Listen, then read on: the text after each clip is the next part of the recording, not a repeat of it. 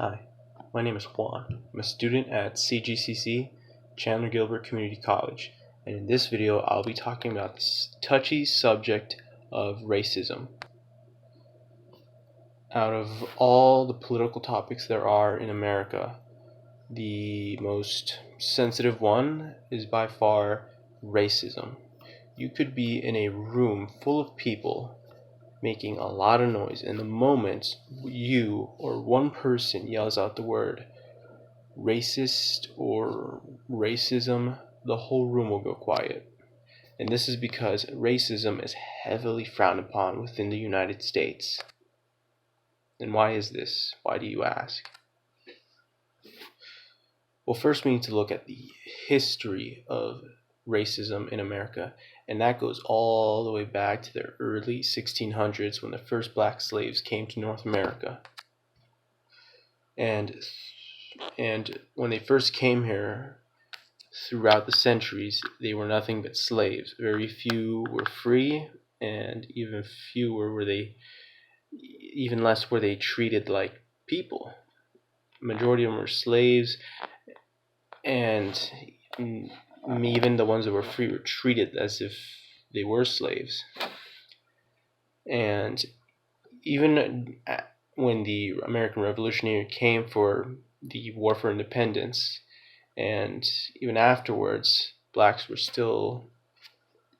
they didn't get to experience that freedom that a lot of Americans experienced after the war. Many asked for freedom, but majority of white people in America did not allow this. They weren't fond of the idea of sharing their country with slaves, with Negroes. They simply weren't comfortable with the idea, and because of this, they kept slavery around as much as they could. And after the American Revolutionary War, America was a nation of its own, and throughout the many decades, blacks remained as slaves, though some did. Some were free, they were born free, or their freedom was bought by someone or themselves. And even then, they still...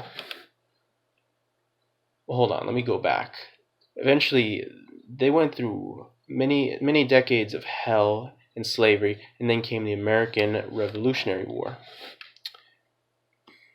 I'm sorry, my mistake. I meant the American Civil War.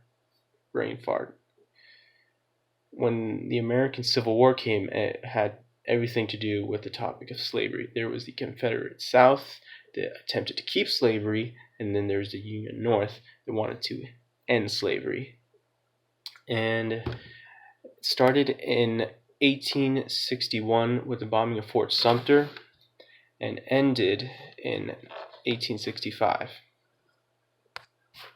When the war ended, it came to a Union victory and a Confederate defeat.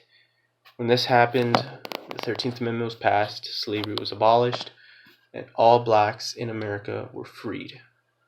Though the war is over, peace has come, and freedom is over, and slavery is ended, the struggle for blacks unfortunately did not stop there. It continued through numerous segregation laws, Jim Crow laws, and all kinds of negative stereotypes.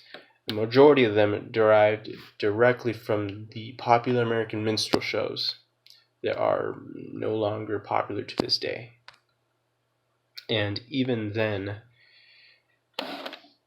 even with all the segregation that they had to deal with and the hate, there's also the infamous KKK going around and looting and murdering innocent people all up and down the South, hanging and lynching innocent black people as much as they could.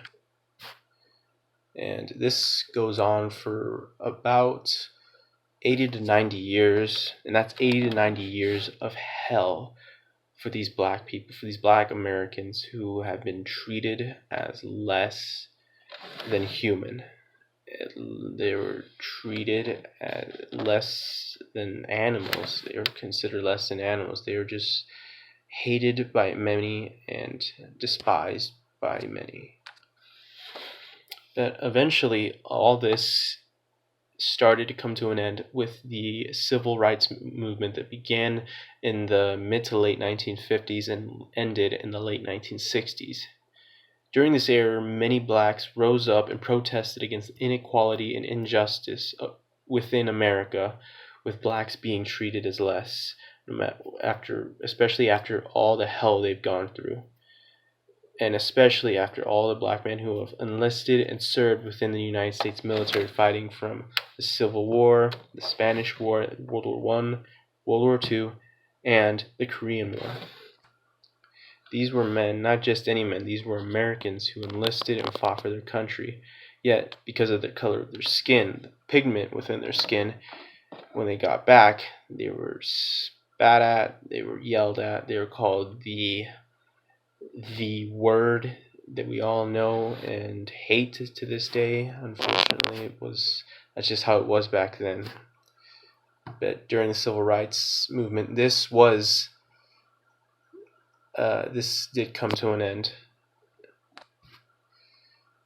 And the biggest contributor to this entire movement, and the most important figure in American history, one of the most important figures, is Martin Luther King Jr., who led the civil rights movement, gave some of the most infamous speeches in American history, especially his I Have a Dream speech, which impacted the hearts of many, both black people and white people.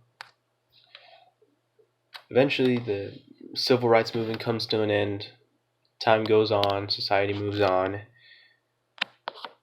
But much has changed, especially because of the civil rights movement. Much does change. Jim Crow comes to an end. Segregation laws eventually all collapse one after another.